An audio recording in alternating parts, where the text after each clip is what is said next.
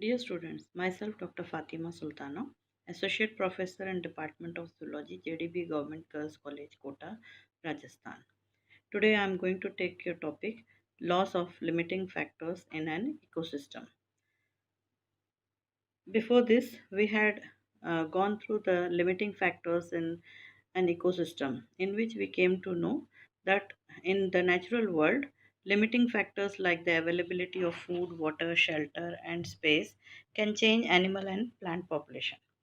किसी भी पॉपुलेशन को जो है सभी मतलब जीव जंतुओं को जिंदा रहने के लिए हमने पिछले लेक्चर में देखा था कि भोजन, पानी और शेल्टर हैबिटेट जो है आवास उसकी आवश्यकता पड़ती है, जिसके वजह से जो है वो स्वस्थ और स्वच्छ वातावरण में अपना पॉपुलेशन को बढ़ा सकते हैं। तो to raise their population they need the food, water, shelter and space. Other limiting factors like competition for resources, predation and disease can also impact population. तो हमने क्या देखा था कि लिमिटिंग फैक्टर्स में अजैविक और जैविक दो कारक जो हैं वो दोनों ही कारक पॉपुलेशन के साइज को मेंटेन करने में हेल्प करते हैं। तो these limiting factors were physical factors in which the abiotic factors that included temperature, water availability, oxygen, salinity, light, food and nutrients etcetera. सभी अजैविक तत्व जैसे कि उदाहरण के तौर पे तापमान, जल, जल की उपलब्धि, ऑक्सीजन, सैलिनिटी, लाइट और भोजन इत्यादि। Biological factors or biotic factors involve interaction between organisms such as predation, competition and parasitism. तो हमने ये भी देखा था कि पॉपुलेशन साइज को जो है जैविक कारक भी कंट्रोल करते हैं, जैसे कि प्रेडेशन, कंपटीशन, पैरासिटिज्म या किसी बीमारी के फैलने से ये बायोलॉजिकल फैक्टर्स भी जो है लिमिटिंग फैक्टर का काम करते हैं और किसी भी इकोसिस्टम में किसी भी जीव जंतु के पॉपुलेशन को मेंटेन रखने में हेल्प करते हैं। Now the law of limiting factors, what does this it states? It states that too much or too little of any abiotic factor can limit or prevent growth of a population of a species in an ecosystem. किसी भी ecosystem में जो है बहुत अधिक या बहुत कम कोई भी अजैविक कारक जो है पॉपुलेशन ग्रोथ को लिमिट कर सकता है या उसके ग्रोथ को प्रिवेंट कर सकता है बढ़ने से। जैसे कि अगर हम टेरेस्ट्रियल इकोसिस्टम में देखते हैं तो कौन से जैविक कारक पॉपुलेशन को कंट्रोल कर सकते हैं? Temperature, water, moisture, soil, nutrients. इसी तरह से अगर हम मैरीन इकोसिस्टम जैसे कि समुद्र, इसमें अगर हम देखते हैं तो लिमिटिंग फैक्टर का काम कौन कर सकते हैं? सैलिनिटी, टेम्परेचर, सनलाइट और उसके अंदर डिजॉल्व ऑक्सीजन। ये तो कुछ एग्जाम्पल्स हैं जिसमें हम ये बता रहे हैं कि कैसे अजैविक कारक जो है पॉपुलेशन के ग्रोथ को प्रिवेंट कर सकते हैं या लिमिट कर सकते हैं यानी रोक सकते हैं। क्योंकि हम देखें कि कितना भी बहुत अच्छा भोजन, जल और रहने की जगह, आवास सभी कुछ उपलब्ध हो, तब भी हम ये देखेंगे कि पॉपुलेशन जो है वो लगातार बढ़ता नहीं है। कोई ना कोई ऐसा एनवायरमेंटल कारक होता है जिसके वजह से वो पॉपुलेशन रिस्ट्रिक्ट कर दिया जाता है और उसको बढ़ने से रोका जाता है। तो the three laws of limiting factors, what are those? The three laws explaining the effect of different factors on organism in an ecosystem are Liebig's law of the minimum, Blackman's law of limiting factor and Shelford's law of tolerance. Law of minimum को हम लिबिग्स law भी कहते हैं और इसको propose किया था justice von Liebig ने 1814। तो according to this law the growth is regulated by the limited factors, that is resources in scarcity and not by the resources in abundance. इस लॉ के आधार पे क्या कहता है ये लॉ कि किसी भी पॉपुलेशन का जो ग्रोथ है वो रेगुलेट किया जाता है सीमित फैक्टर्स के द्वारा, यानी जो रिसोर्सेस बहुत कम मात्रा में होते हैं ना कि बहुत अधिक मात्रा में। वो रिसोर्सेस जो बहुत कम मात्रा में होते हैं वो लिमिट करते हैं ग्रोथ। तो this law was originated after studying and observing the crop and plant growth. Liebig ने जो है खेतों में जो प्लांट्स उग रहे हैं यानी खेत की जो फसल है उसको स्टडी करके उन्होंने ये बताया था कि कैसे मिनिमम रिसोर्स यानी बहुत स्केर्सिटी में जो रिसोर्सेस है वो किस तरह से पॉपुलेशन को लिमिट करते हैं। The studies reveal that if we increase the supply of nutrients already present in enough amounts, it does not affect the growth of plants, that is, no further growth happens.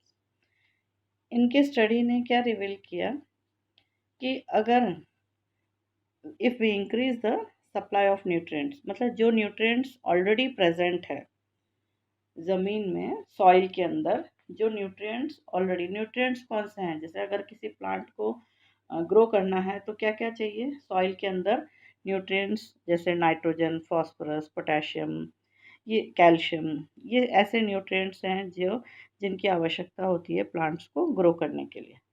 तो इनके study ने क्या reveal किया है that already जो nutrients उसके अंदर present है अगर वही हम और देंगे तो वो ग्रोथ के ऊपर किसी तरह का इफेक्ट नहीं करेगा। But when the nutrients which are present in scarcity पर जो बहुत कम मात्रा में उपस्थित है या बहुत लिमिटेड सप्लाई में उपलब्ध है वो जो है ग्रोथ को इम्प्रूव करने में डिटेक्ट किया जा सकता है। जैसे कि एग्जाम्पल के तौर पे अगर हम ये लेते हैं किसी भी खेत के ईल्ड को जो खेत में फसल उग रही है उसके अंदर हम क्या देखते हैं कि कोई एक सिंगल एलिमेंट जो है वो किस तरह से लिमिटेड पॉपुलेशन का लिमिट करने का काम कैसे करता है। जैसे फॉर एग्जांपल सॉइल के अंदर नाइट्रोजन की मात्रा बहुत कम है। अब नाइट्रोजन की मात्रा कम है और अगर हम फास्फोरस और पोटेशियम की मात्रा को बढ़ाते जाएंगे तो हम क्या देखेंगे कि उस प्लांट का ग्रोथ नहीं होगा। और अगर हम जो नाइट्रोजन बहुत स्केर्सिटी में है कम है यानी लिमिटेड है उसको ऐड करते हैं तो उस प्लांट का ग्रोथ इंक्रीज हो जाता है। So let's suppose the soil is low in nitrogen adding more phosphorus will not improve the crop yields. Now once the soil has nitrogen added crop yield will increase until another element becomes the limiting factor. तो क्या कहा हमने कि जैसे soil के अंदर nitrogen की कमी है और नाइट्रोजन की कमी है हम सॉइल में अगर फास्फोरस ऐड करते जा रहे हैं तो क्रॉप यील्ड में किसी भी तरह का इम्प्रूवमेंट नहीं होगा। और वहीं अगर हम नाइट्रोजन ऐड करते हैं तो क्रॉप यील्ड बढ़ेगा और तब तक बढ़ेगा जब तक कि कोई दूसरा एलिमेंट दूसरा न्यूट्रिएंट जो है वो कम नहीं हो जाता है और वो फिर उस क्रॉप के यील्ड को लिमिट करेगा। लिबिग ने जो है इस जो स्केर्सिटी यानी जो मिनिमम जिसकी मतलब कमी होती है उसको किस तरह से समझाया उन्होंने कि कैसे वो लिमिट करता है पॉपुलेशन को। और वो इनका जो ये बैरल है फट्टों से बना हुआ बैरल है जिसको लिबिग्स बैरल के नाम से ये काफ़ी मशहूर हुआ। तो ये जो पट्टों से जो बना हुआ है लकड़ी के पट्टे हैं उससे बना हुआ बैरल है। तो इसमें हम क्या देखते हैं कि जो सबसे छोटा वाला जो पट्टा है वो लिमिट कर रहा है पानी को इससे अधिक भरने से। अगर हम बड़े वाले फट्टों को देखते हैं तो हम क्या देखते हैं कि पानी की मात्रा इसमें और आ सकता था पर क्योंकि ये सबसे छोटा वाला जो है वो उसको पानी के लेवल को और अधिक बढ़ने से रोक रहा है तो ये छोटा वाला पट्टा जो है वो मिनिमम का काम कर रहा है। तो Liebig use the image of a barrel with unequal staves यानी जो लकड़ी के पट्टे हैं उससे उन्होंने एक्सप्लेन किया that how plant growth is limited by the element in the shortest supply, just as the level of water in the barrel is limited by the shortest stave. तो पानी की जो मात्रा है वो कैसे लिमिट किया जा रहा है सबसे छोटे पट्टे से। तो जैसे कि हमने क्रॉप यील्ड में देखा कि नाइट्रोजन की स्केर्सिटी थी तो अगर हम किसी दूसरे एलिमेंट को न्यूट्रिएंट को बढ़ाते हैं तो क्रॉप यील्ड नहीं बढ़ेगा और तभी बढ़ेगा जब उस नाइट्रोजन को और ऐड किया जाएगा। तब तक कि कोई दूसरा न्यूट्रिएंट लिमिट का काम नहीं करता। Blackman's law of limiting factor, F Blackman ने 1905 में इस लॉ ऑफ लिमिटिंग फैक्टर का समझाया था। So he stated that a number of factors regulated the biological processes, but the factors in different amounts affect the process on the whole. तो इनका क्या कहना था कि कई कारक होते हैं जो बायोलॉजिकल प्रोसेस को रेगुलेट करते हैं, और ये जो कारक हैं ये अलग अलग मात्रा में आवश्यकता पड़ती है। जैसे कि एग्जाम्पल के तौर पे फोटोसिंथेसिस में कौन कौन से कंपोनेंट्स की आवश्यकता होती है? जल की, सनलाइट की, और वो भी प्रॉपर इंटेंसिटी में। Chloroplast, temperature, carbon dioxide. आप सब जानते हैं क्लोरोफिल जो है वो ग्रीन प्लांट्स में होता है, और इन ग्रीन प्लांट्स मतलब ग्रीन पिगमेंट क्लोरोफिल की सहायता से जो है वो सनलाइट, कार्बन डाइऑक्साइड और जल से जो प्रोड्यूसर्स हैं, पौधे हैं, वो फोटोसिंथेसिस कर सकते हैं। तो any of these factors if present in scarcity will affect the rate of photosynthesis. जैसे कि बताया है कि फोटोसिंथेसिस में किन किन चीज़ों की आवश्यकता है? जल, सनलाइट प्रॉपर इंटेंसिटी में, क्लोरोप्लास्ट यानी ग्रीन पिगमेंट की आवश्यकता है, टेम्परेचर, कार्बन डाइऑक्साइड। ये सब मिलकर के जो है उस फोटोसिंथेसिस की क्रिया को जो है वो पूर्ण करते हैं, और वो पौधा जो है वो अच्छे से उगता है। पर अगर इनमें से कोई भी कारक कम हो जाता है तो रेट ऑफ फोटोसिंथेसिस पर इफेक्ट दिखाई देता है। जैसे इस ग्राफ में अगर हम देखते हैं तो रेट ऑफ फोटोसिंथेसिस जो है वो वाई एक्सिस पे है, और कार्बन डाइऑक्साइड के कंसंट्रेशन को हमने एक्स एक्सिस पे शो किया है। तो सबसे पहले at first when the concentration of carbon dioxide increases, जब कार्बन डाइऑक्साइड की मात्रा जो है वो बढ़ी तो हमने क्या देखा कि the rate of photosynthesis was directly proportional to the amount of carbon dioxide supplied, और वो जो है वो बढ़ा। रेट ऑफ फोटोसिंथेसिस जो है कार्बन डाइऑक्साइड की मात्रा बढ़ाने से रेट ऑफ फोटोसिंथेसिस भी इंक्रीज हुआ। ए से बी अगर हम देखते हैं तो वो इंक्रीज हुआ, but what happens, this rate of photosynthesis was limited. इसके बाद जो है वो और आगे नहीं बढ़ा और कांस्टेंट हो गया। जैसे कि लाइन बी सी को अगर हम देखते हैं तो वो कांस्टेंट हो गया। अब इस समय क्या किया गया कि लाइट की इंटेंसिटी को जो है वो बढ़ाया। जैसे ही लाइट की इंटेंसिटी को बढ़ाया तो क्या देखा कि कार्बन डाइऑक्साइड का कंसंट्रेशन भी बढ़ा और रेट ऑफ फोटोसिंथेसिस भी इंक्रीज हुआ, और ग्राफ जो है वो बी और डी आगे ऊपर की तरफ रेज हुआ। पर कुछ समय बाद जो है इस इंटेंसिटी पर भी जो है वो रेट ऑफ फोटोसिंथेसिस जो है कांस्टेंट हो गया। थोड़ा सा और बढ़ाया लाइट इंटेंसिटी को तो फिर देखा कि कार्बन डाइऑक्साइड की मात्रा भी बढ़ी और रेट ऑफ फोटोसिंथेसिस भी बढ़ा। तो ग्राफ जो है वो डी एफ में अगर हम देखते हैं तो इंक्रीज हुआ है ये, और इसके बाद भी अगर हम देखते हैं तो फिर वापस कांस्टेंट हो जाता है। अब ये उस लेवल पर आ गया है जहाँ लाइट की इंटेंसिटी को इंक्रीज भी करेंगे तब भी रेट ऑफ फोटोसिंथेसिस पे कोई असर नहीं होगा। तो इसका मतलब ये हुआ कि वो जो लाइट इंटेंसिटी जो है उस प्लांट की जो है वो LSP यानी लाइट सैचुरेशन पॉइंट पर पहुंच गया है।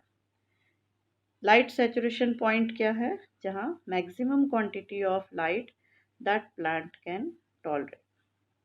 Thus, it is evident, quite evident from the illustration that the rate of photosynthesis cannot be increased by increasing only one factor.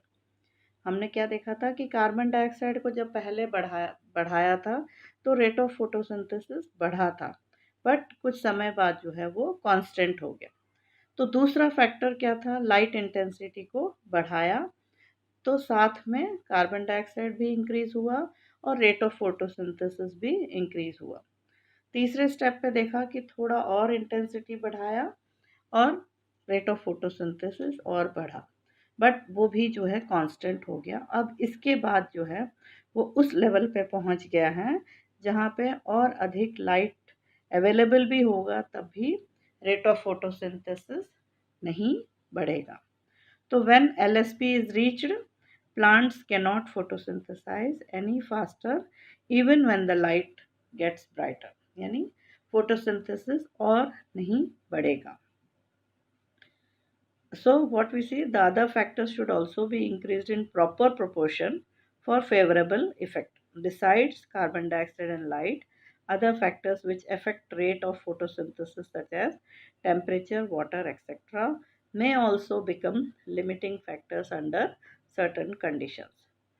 तो फोटोसिंथेसिस को सिर्फ कार्बन डाइऑक्साइड या खाली लाइट की उपलब्धि इससे नहीं, बल्कि सभी जो चारों पांचों कारक हैं जो रेस्पॉन्सिबल हैं फोटोसिंथेसिस के बढ़ने में और फोटोसिंथेसिस की क्रिया को पूर्ण करने में, वो सभी जो है वो पर्याप्त मात्रा में उपलब्ध होना चाहिए। और एक बढ़ा तो उसके साथ अगर दूसरे को भी बढ़ाया जाए तो फोटोसिंथेसिस का जो है वो rate of photosynthesis will increase. Law of tolerance ये शेल्फर्ड ने दिया था, विक्टर शेल्फर्ड ने 1913।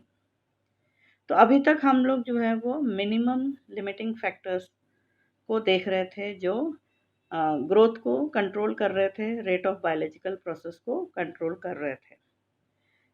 The law of tolerance states that the existence, abundance, and distribution of a species in an ecosystem are determined by whether the levels of one or more physical or chemical factors fall above or below the levels tolerated by the species. तो पहले हमने क्या देखा कि कारक जो है minimum मात्रा में कैसे कंट्रोल कर रहे थे पॉपुलेशन के ग्रोथ को।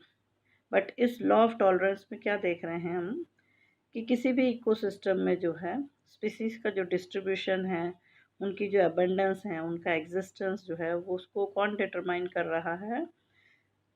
लेवल ऑफ वन और मोर फिजिकल और केमिकल फैक्टर्स, जो कि लेवल ऑफ टॉलरेंस यानी एक रेंज होती है जिसमें वो स्पीसीज टॉलरेट कर सकते हैं, और उससे कम या उससे अधिक हो तो वो इनटॉलरेंस के रेंज में आ जाते हैं। और किसी भी स्पीसीज़ को बहुत अच्छे से डेवलप होने के लिए ये जो रेंज ऑफ टॉलरेंस है वो काफ़ी वाइड होना चाहिए। बहुत नैरो होगा तो उसका एग्जिस्टेंस जो है वो बहुत मिनिमम हो जाएगा।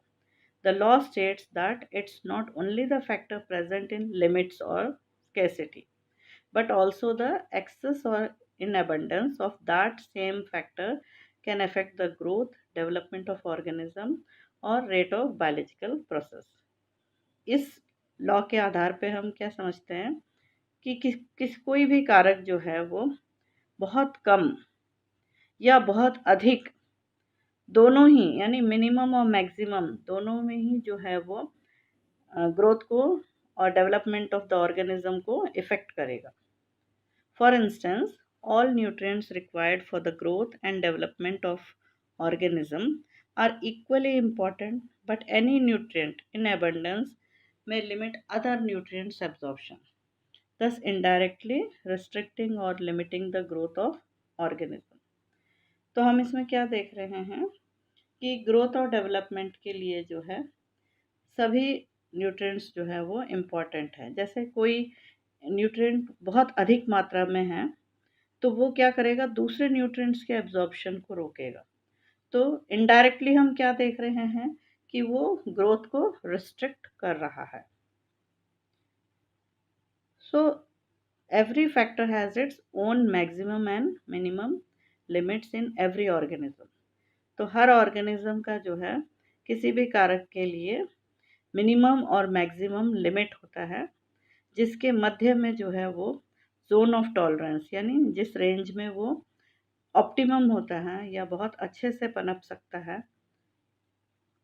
तो मिनिमम और मैक्सिमम के दोनों साइड्स के बीच में जो ऑप्टिमम रेंज आता है उसमें वो एनिमल्स अच्छे से डेवलप होते हैं और अच्छे से ग्रो होते हैं।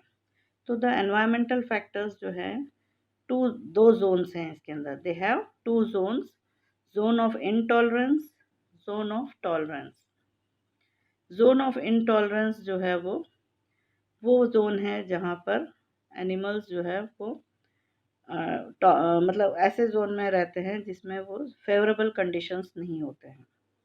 और जो जोन ऑफ टॉलरेंस है वो फेवरेबल कंडीशंस हैं जिसमें वो अच्छे से ग्रो कर सकते हैं। और इसी जोन ऑफ टॉलरेंस को हम 3 में और डिवाइड कर सकते हैं: optimal zone, critical minimum zone और critical maximum zone. Zone of intolerance कौन सा हुआ? The zone unfavorable for the growth and development of organism is termed as zone of intolerance. The limit of tolerance varies from species to species with respect to different factors. तो हम इसमें क्या देखते हैं कि जो ग्रोथ और development है ऑर्गेनिज्म का, वो कंडीशंस अनफेवरेबल होने की वजह से जो है वो ग्रो नहीं कर सकते हैं। और इस जोन को हम कहते हैं जोन ऑफ इनटॉलरेंस।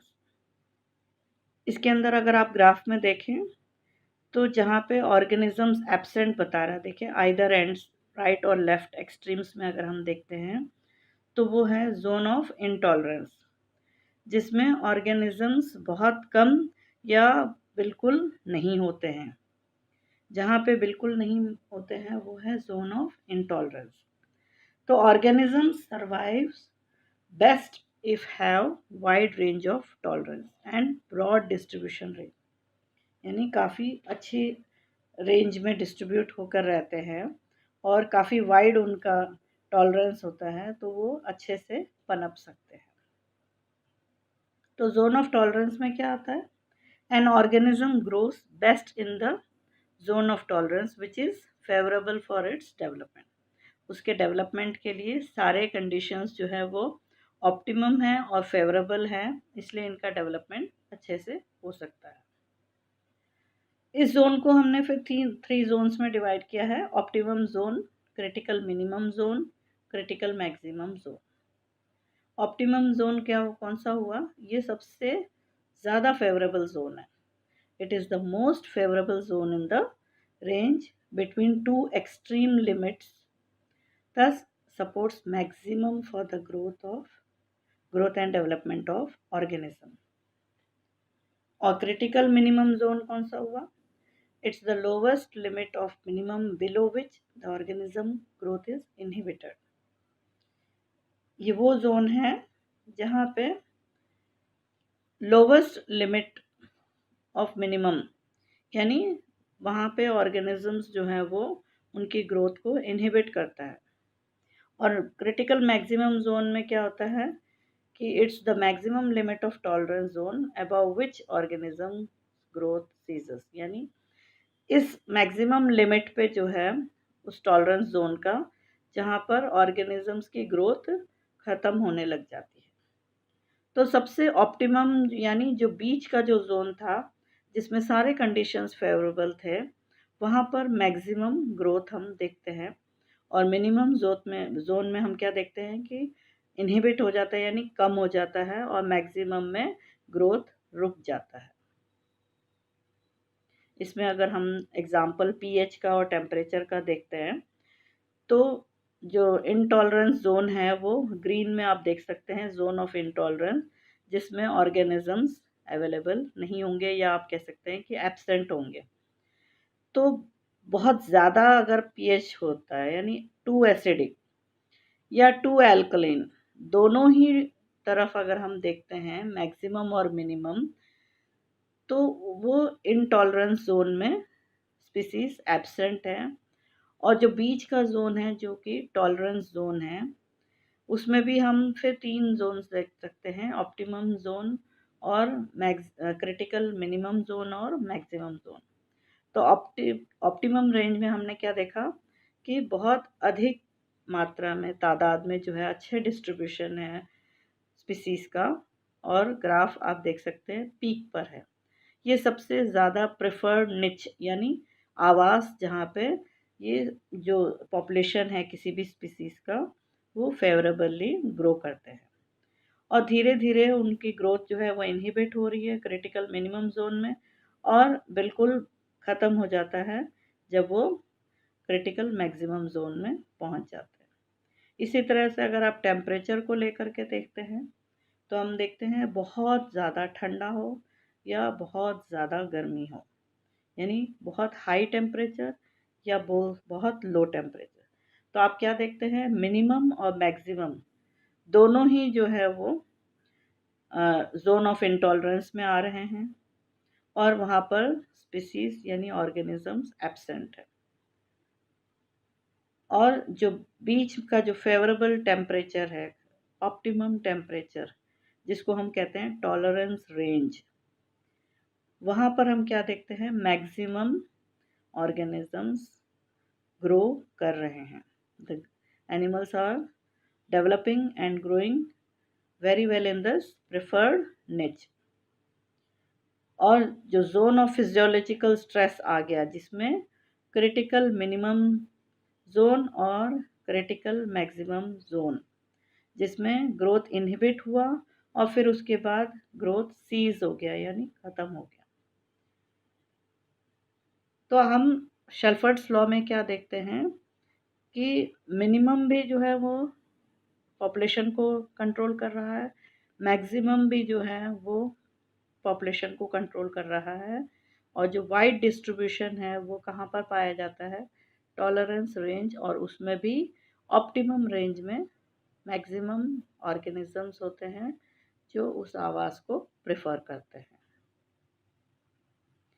तो हम क्या देखते हैं कि लॉस ऑफ लिमिटिंग फैक्टर्स में जो मिनिमम स्केर्सिटी में हो या ज़्यादा हो, अकॉर्डिंग टू लिबिक्स लॉ, ब्लैकमैन्स लॉ और शेल्फर्ड्स लॉ, अगर इकोसिस्टम में सारे ही कारक जैविक और अजैविक दोनों ही एक संतुलन बनाए रखेंगे तो ये इकोसिस्टम बहुत हेल्दी होगा और फ्लोरिश करेगा। Thank you so much.